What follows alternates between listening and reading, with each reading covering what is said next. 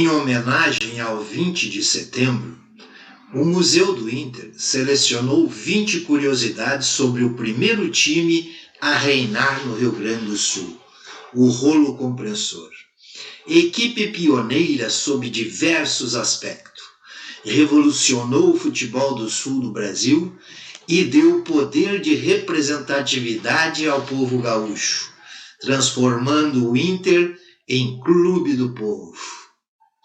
Um dos primeiros times profissionais do país.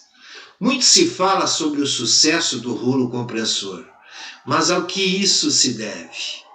Infelizmente, muitos dos times de primeira metade do século passado ainda pregavam o amadorismo e tinham como resultado a segregação entre equipes. Contudo, o Inter já projetava uma equipe profissional. Isso facilitou para que os melhores viessem para cá, pois além de pagar salários aos atletas, não existiam restrições quanto à cor da pele ou classe social. Portanto, bastava ser um bom jogador para vestir o vermelho e branco. O ano de 1939 foi um divisor de águas. Em 24 de outubro, ingressou em nosso ataque Osmar Fortes Barcelos, o Tesourinha. Ele, junto com Carlitos e Rui, formou um trio histórico que esteve junto por 7 anos no Rolo Compressor. Em 1940, após 3 anos sem participar, o Inter voltava ao Campeonato Gaúcho, que passava a contar com times profissionais. Na final entre o campeão da capital e o do interior, batemos o Grêmio Bagé com 2 vitórias e absoluta autoridade. A equipe treinada pelo antigo velocista Volny das Missões Bocorni apresentou, em 1941, um futebol muito superior aos adversários. O técnico entusiasta do preparo físico e estudioso das táticas de futebol montou uma verdadeira seleção, cobrando um desempenho físico exemplar de seus comandados. O resultado dessa potência se viu na final, quando aplicamos 2 goleadas contra o Rio Grande, 9-2 no primeiro jogo e 6-2 no segundo. Em 1942, o Inter se tornou o primeiro time tricampeão do estado. Foi nesse ano também que a clássica formação do Rolo Compressor foi vista desfilando nos campos gaúchos. Eram eles Ivo, Alfeu e Nena, Assis, Ávila e Abigail, Tesourinha, Russinho, Vilauba, Rui e Carlitos. Em 1942, além do recorde do tricampeonato, o Rolo Compressor estabeleceu o recorde de gols em uma temporada. Ao todo, foram 108 naquele ano, algo inalcançado em todo o Brasil naquela época. Além disso, o título veio de forma invicta. Muito se fala do ataque avassalador do Rolo, mas como diz a famosa frase, um grande time começa por um grande goleiro. Ivo Vink defendeu o Inter por 9 anos, de 1941 a 1950. Foi 7 vezes campeão gaúcho e tido como um dos melhores goleiros gaúchos de todos os tempos. Os grandes feitos do Rolo Compressor em campeonatos estaduais já são conhecidos, mas não foi apenas ali que nossos astros brilharam. No dia 30 de setembro de 1945, ultrapassamos nosso rival em vitórias em clássicos grenais. E desde então o Clube do Povo mantém essa supremacia. Nunca antes no Rio Grande do Sul foram avistada uma superioridade como aquela. A equipe conseguiu feitos inéditos a partir do tricampeonato de 1942, mas não parou por aí. Em 1945, conquistamos o Hexa, a primeira e maior sequência de títulos estaduais. Hoje, a maior sequência também pertence ao Inter e foi estabelecida entre os anos de 1969 e 1976, com o octacampeonato. A clássica marchinha de carnaval, por um período, foi tida como um hino para os colorados. Ela se inspirava já na famosa música de Felisberto Martins, com o mesmo título de Papai é o Maior. Aos poucos, ela foi sendo utilizada e modificada pela torcida colorada.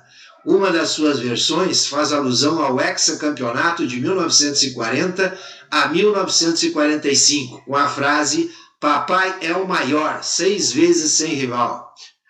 O Tesourinha é um dos grandes símbolos do rolo compressor, tanto que sua chegada e saída servem para demarcar o início e o fim da gloriosa equipe. Entretanto, ele conseguiu, com sua técnica e habilidade, ir além das barreiras do Rio Grande do Sul, quando em 1948 foi eleito o melhor jogador do Brasil, no prêmio Melhoral dos Craques, vinculado à Rádio Tupi, com 3.888.440 votos. Muito se pergunta sobre a numeração do rolo compressor, mas a verdade é que números em camisas de futebol só foram ser utilizadas a partir da Copa do Mundo de 1950. Outro detalhe no uniforme do rolo é o escudo colorado, que na época tinha suas cores invertidas. O fundo era branco e as letras entrelaçadas eram vermelhas. E foi assim até a década de 1960. Em 1945, com o inédito hexacampeonato, os jogadores do Inter receberam um certificado que dava aos nossos atletas o título de doutores em futebol. O documento foi uma das contribuições de um dos mais célebres torcedores do Internacional, o Vicente Hall. Além de todas suas contribuições, Hall ainda era um magnífico criador de símbolos, através de seus desenhos enviados aos jornais. O time dos anos 1940 ficou conhecido como rolo compressor, como na charge e na imagem que vocês viram a seguir, adiante. Alberto Zolim Filho, o Carlitos, era o implacável goleador, com recordes até hoje inalcançados. Foram 485 gols em 384 jogos, marca do clube. O maior artilheiro colorado de todos os tempos e o maior goleador de clássicos grenais, 42 gols em 62 jogos. Um dos grandes hermanos a vestir a camiseta colorada fez sucesso ao lado de Carlitos e Tesourinha. Villalba, até hoje, ele é o estrangeiro com mais gols pelo clube. Foram 153 anotados no total e o posto de segundo maior artilheiro de clássicos grenais, 21. Com a grande variação de etnia e classe social dentro do elenco do rolo compressor, as pessoas de diferentes comunidades se viam representadas no Inter.